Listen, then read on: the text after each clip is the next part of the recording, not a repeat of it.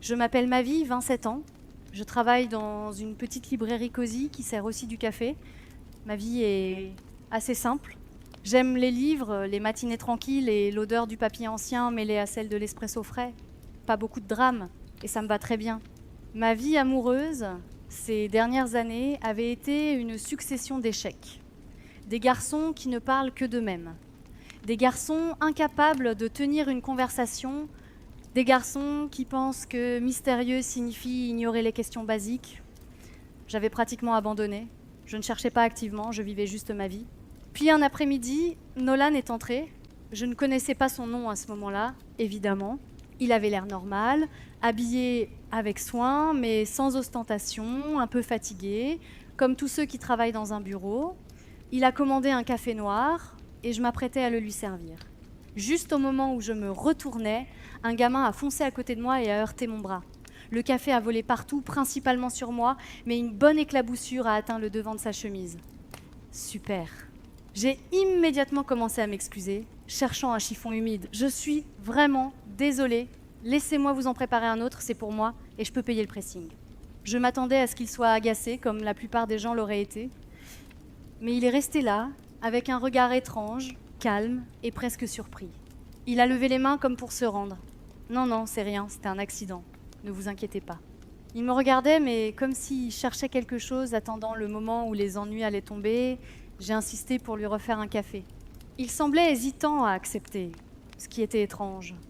Vous êtes sûr ? Je ne veux pas vous déranger. Je viens de vous arroser de café brûlant. C'est le minimum que je puisse faire. Il a enfin pris le café et quelques serviettes. Il a tamponné sa chemise, mais la tache s'incrustait déjà. Bon, c'est ma faute, j'ai mis une chemise claire, dit-il avec un petit sourire fatigué. C'était la réaction la plus étrange que j'ai jamais vue face à ce genre de situation. Pas de colère, pas de frustration, juste une sorte de résignation immédiate. Il allait partir, mais je me suis sentie mal. Au moins, laissez-moi vous donner mon numéro pour que vous puissiez m'envoyer la facture du pressing. Il semblait réellement choqué que je propose ça. Vraiment, ça va, la tâche partira.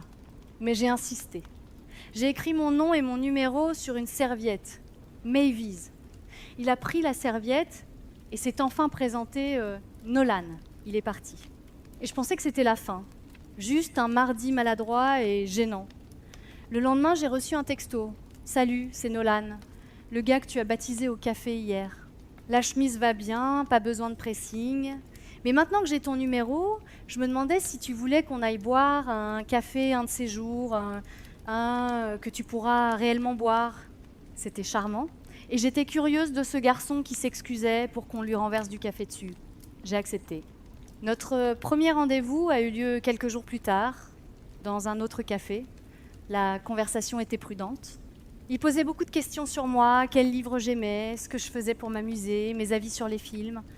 Mais quand je lui posais une question, il répondait de façon très prudente. « Quel genre de musique écoutes-tu ? Un peu de tout, rien de trop controversé. Et toi ?» Il semblait constamment dévier, comme s'il cherchait la réponse parfaite avant de parler. On parlait d'un nouveau film. J'ai dit que je le trouvais un peu surestimé. Il s'est tendu un instant, juste un léger resserrement des épaules. « Oui, je vois. Il y a des éléments problématiques. Surtout la manière dont les personnages féminins ont été écrits. Il avait l'air de lire un script. Je me suis contentée de cligner des yeux. Moi, j'ai juste trouvé l'intrigue un peu bête, mais les explosions étaient cool. Il m'a fixé 5 secondes avant de laisser échapper un souffle qu'il retenait depuis tout le rendez-vous. Un vrai sourire est enfin apparu. « Oui, l'intrigue était bête, dit-il, soulagé. J'ai alors compris qu'il n'était ni ennuyeux ni évasif. Il avait peur. Il marchait sur des œufs face à moi, une parfaite inconnue. Malgré cette étrangeté, je l'aimais bien. Quand il n'était pas sur la défensive, il était drôle et intelligent. Une chaleur se cachait sous son anxiété. Nous avons accepté un deuxième rendez-vous. Les semaines suivantes furent un processus lent. Il baissait sa garde petit à petit. C'était comme regarder un animal recueilli réapprendre à faire confiance. J'ai commencé à remarquer ses petites habitudes. Il ouvrait les portes pour moi, puis regardait mon visage, comme pour vérifier ma réaction. La première fois, j'ai juste souri « Merci, Nolan ».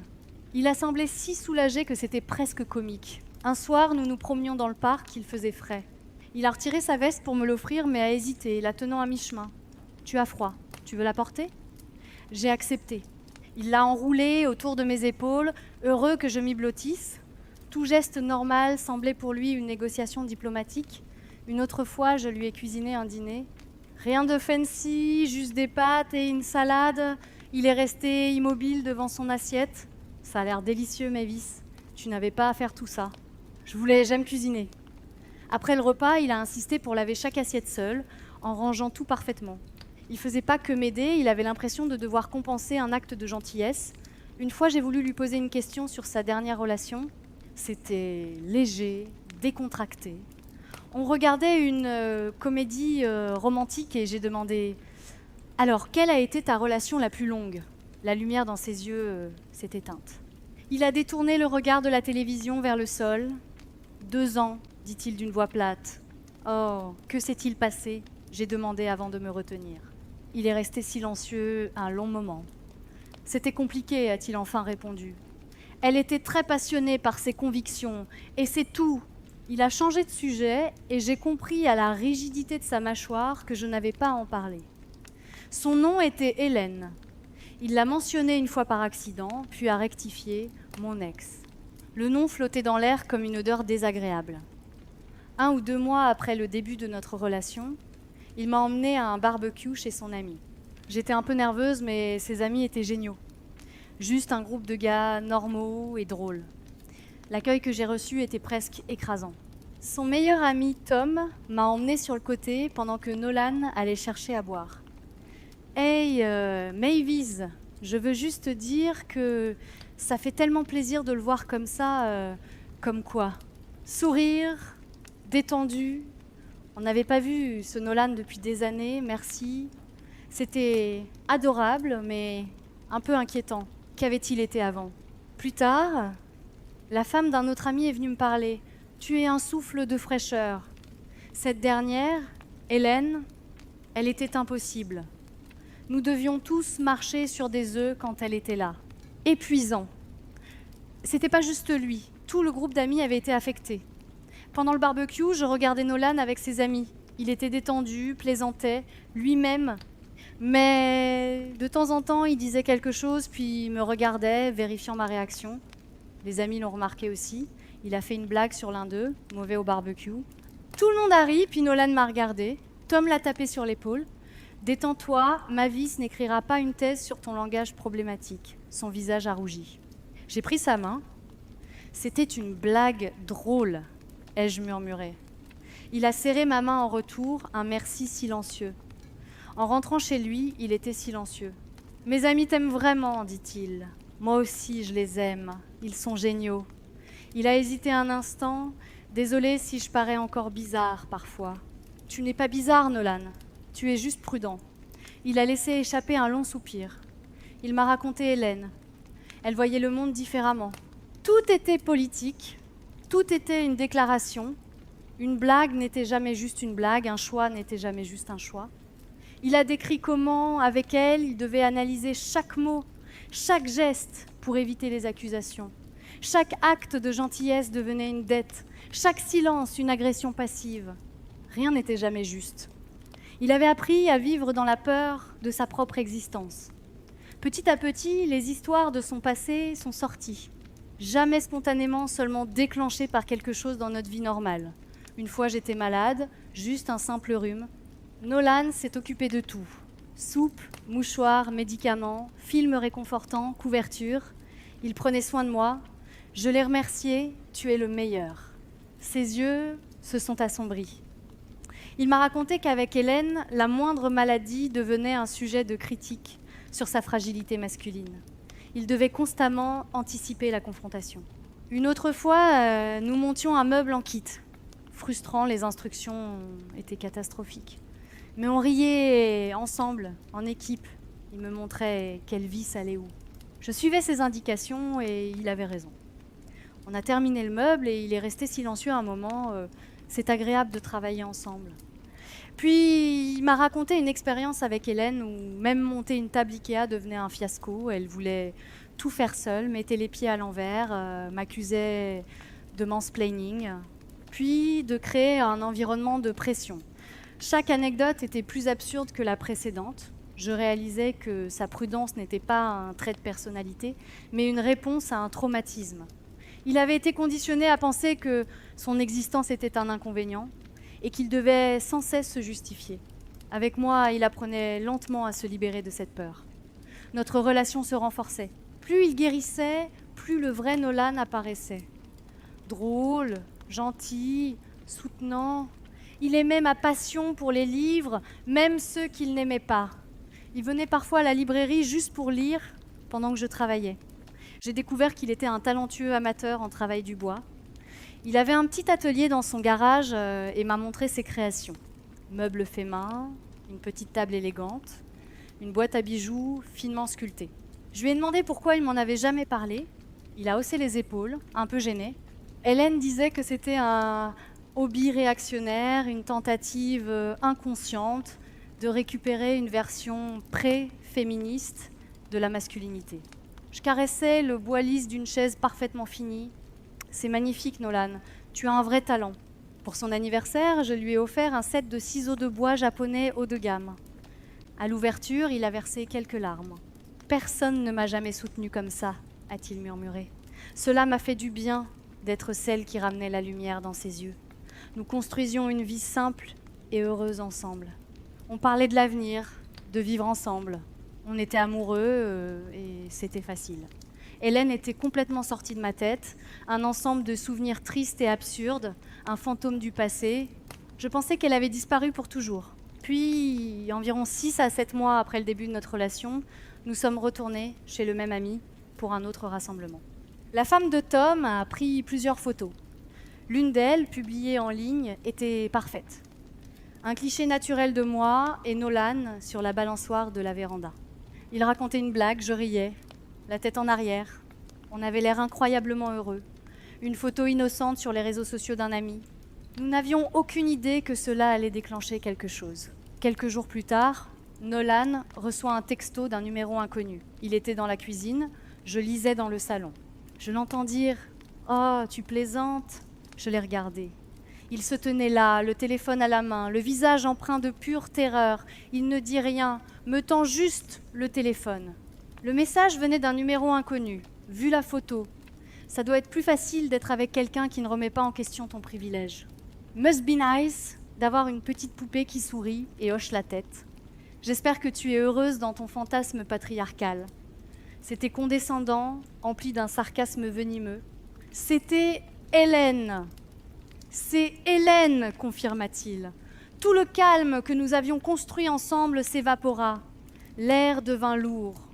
Je le regardais. Ses épaules étaient tendues, sa mâchoire crispée. C'était l'ancien Nolan que je n'avais pas vu depuis si longtemps. « Que vas-tu faire ?» demandai-je. Il secoua la tête, prit son téléphone et posa son pouce sur l'écran. « Je vais faire ce que j'aurais dû faire il y a 2 ans. » Il bloqua le numéro, puis supprima la conversation. « Ça ne vaut pas la peine, m'avise. C'est juste du bruit. » J'admirais sa retenue, mais je ressentais une colère brûlante. Comment ose-t-elle ? Comment ose-t-elle essayer de ruiner ce bonheur juste parce qu'elle ne pouvait pas supporter de le voir heureux ? J'ai pris sa main et l'ai serrée. « Tu as raison.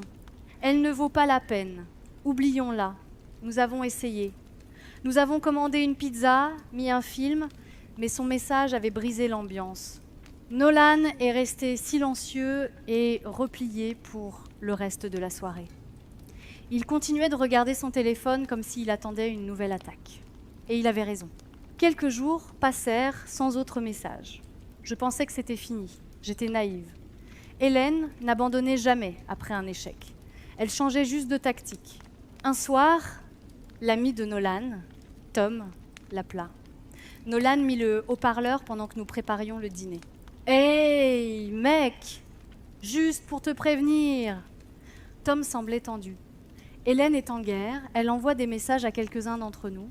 Elle a écrit un long texte sur toi, que tu as peur des femmes intellectuellement supérieures, que tu l'as punie pour son militantisme en te retirant émotionnellement. Elle prétend que toute votre relation est un exemple de masculinité toxique et que ta rupture serait son dernier acte de silencing, Je devais me retenir de crier au téléphone. C'était une projection totale. Elle se décrivait elle-même.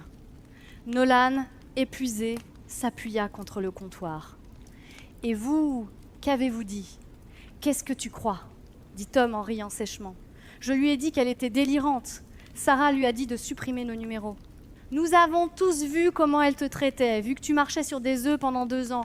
Personne ne croit son histoire de victime. » Nolan semblait reconnaissant. « Merci, Tom. »« Bien sûr, mec. On est juste furieux qu'elle essaie de te ramener dans son vortex de folie. Elle avait aussi des mots pour moi. Oh, elle t'a traité de pion dans son fantasme réactionnaire.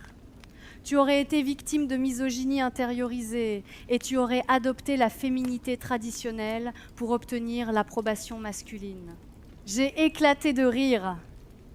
C'était tellement absurde, tellement typique. Après l'appel, Nolan s'excusa. « Mavyse, je suis désolée que tu sois entraînée là-dedans. Ce n'est pas ta faute. C'est elle, pas moi. Nous sommes une équipe. » Son sourire n'atteignait pas tout à fait ses yeux.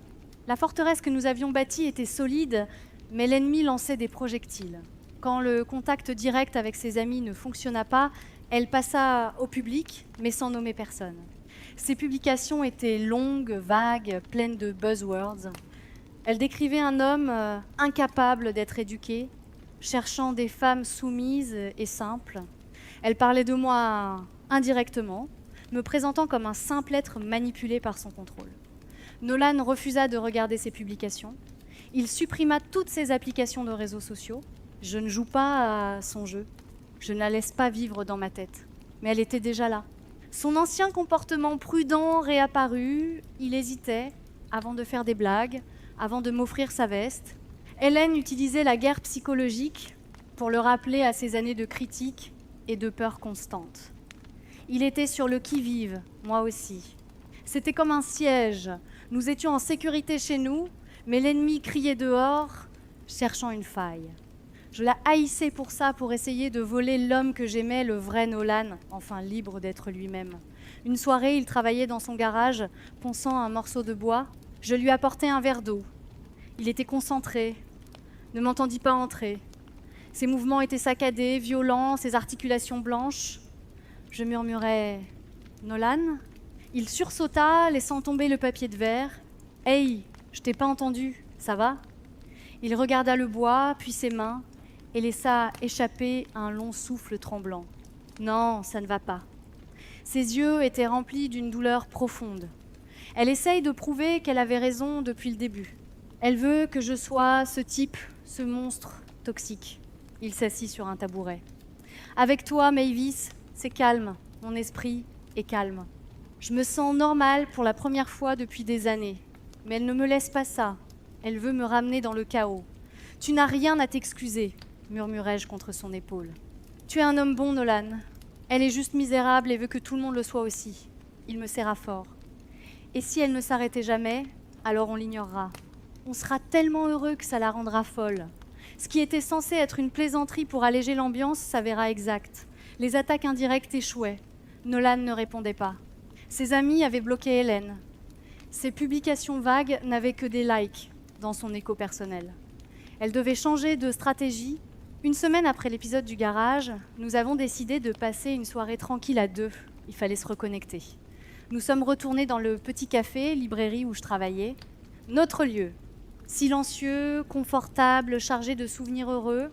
Nous avons trouvé une table dans un coin, commandé du thé et parlé. Pendant environ 1 heure, tout semblait normal.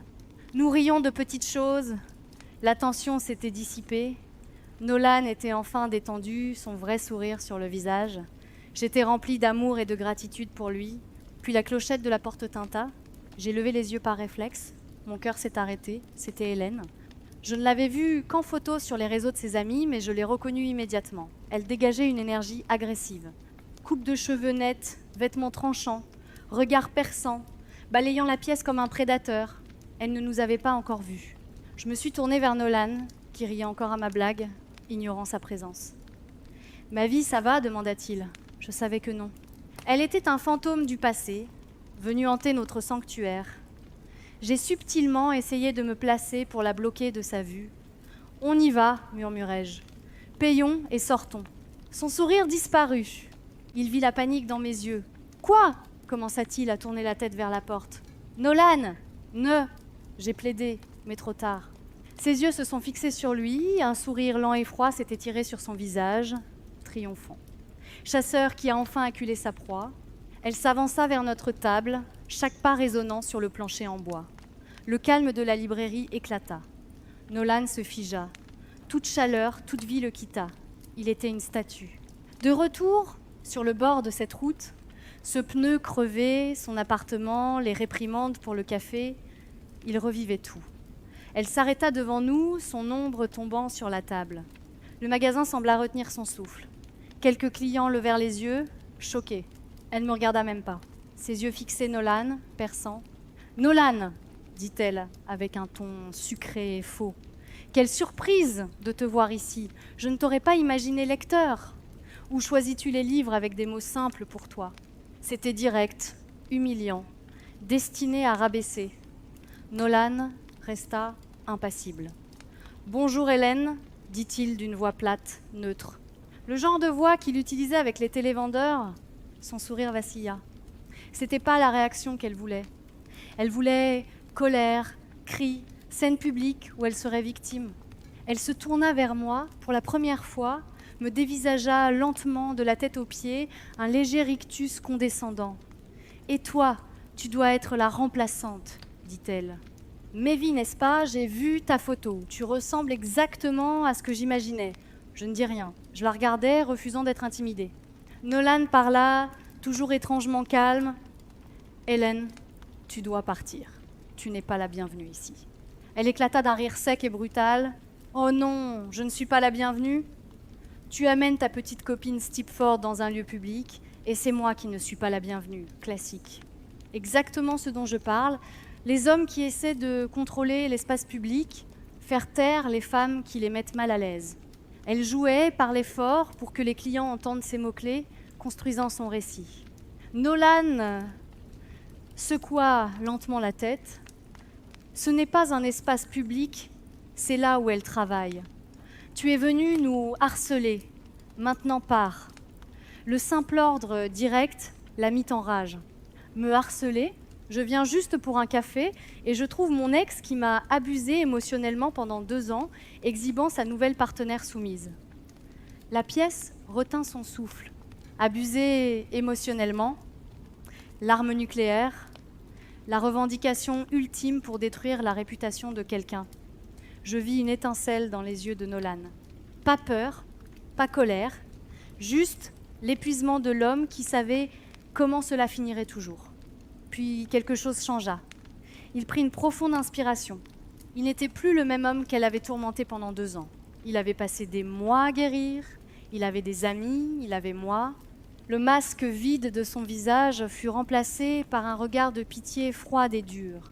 Il se leva, pas avec agressivité, mais avec une gravité finale. Il était plus grand qu'elle, la regardant de haut. « Tu sais, Hélène, dit-il calmement, mais chaque mot transperçait le silence. Longtemps après notre rupture, je me suis cru le problème. J'analysais chaque conversation, chaque dispute. Je pensais qu'en essayant plus, en comprenant mieux, en lisant les livres que tu me conseillais, j'aurais pu réparer les choses. » Elle semblait triomphante, attendant une confession. Mais il n'avait pas fini. Maintenant que je te vois ici, je réalise quelque chose. Je n'ai jamais été le problème. Tu l'as été, son expression hautaine disparut. Tu ne veux pas un partenaire, continua-t-il. Voix ferme et claire. Tu veux un projet. Tu veux un méchant pour ton histoire. Où tu es le héros courageux combattant le patriarcat, un petit ami à la fois. Tu te nourris du conflit. Tu prospères en trouvant la faute. Tu es accro à l'indignation. Chaque mot était une fléchette parfaite. Elle resta sans voix, la bouche légèrement ouverte. Tu parles de femme forte, mais tu ne supportes pas d'en voir une heureuse avec un homme que tu as rejeté. Tu parles d'autonomisation, mais ton but est de démolir pour te sentir supérieur. Tu es la personne la plus misérable et toxique que j'ai jamais rencontrée de ma vie. Il fit une pause pour laisser ses mots pénétrer.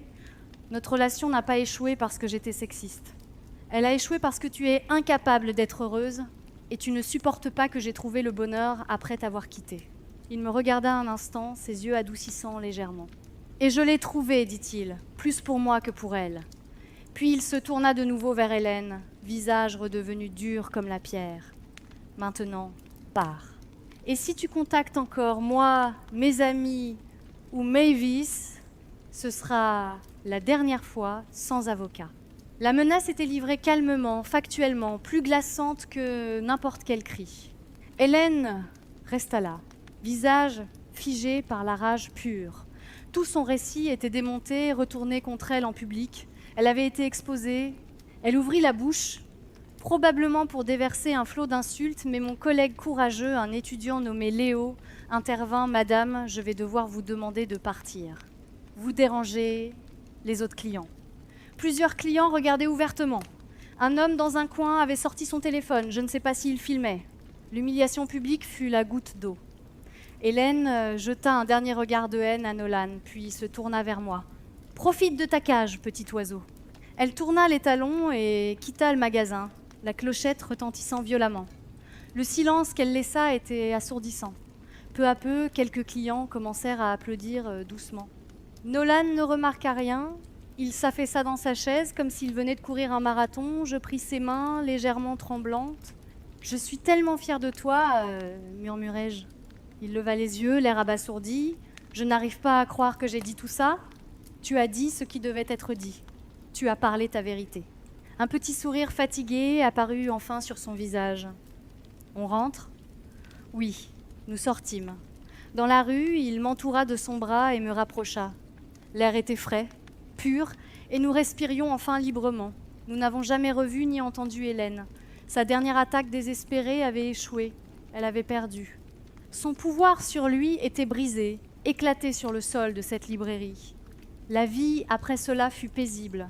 Le calme que nous avions bâti était intact. La peur dans les yeux de Nolan avait disparu, remplacée par une confiance sereine. Il marchait la tête haute, faisait des blagues sans regarder derrière lui, ouvrait les portes avec un sourire simple et sincère. Il acheva son projet de menuiserie, une magnifique étagère artisanale qu'il apporta chez moi. Nous passâmes un dimanche entier à la remplir de nos livres. Quelques mois plus tard, nous emménagions ensemble. Notre maison était un havre de calme, de soutien, de rire et de travail d'équipe.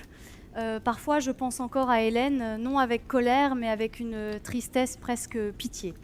Elle cherche probablement toujours un nouveau méchant pour son histoire, quelqu'un à blâmer pour le vide de sa vie.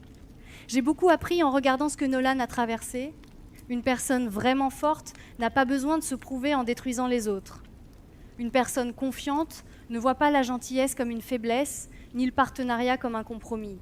Certains pensent que les relations doivent être un combat constant, une négociation permanente. Mais Nolan et moi avons trouvé autre chose. Nous avons trouvé la paix. Et comme il l'a dit un jour, c'est un sentiment absolument merveilleux.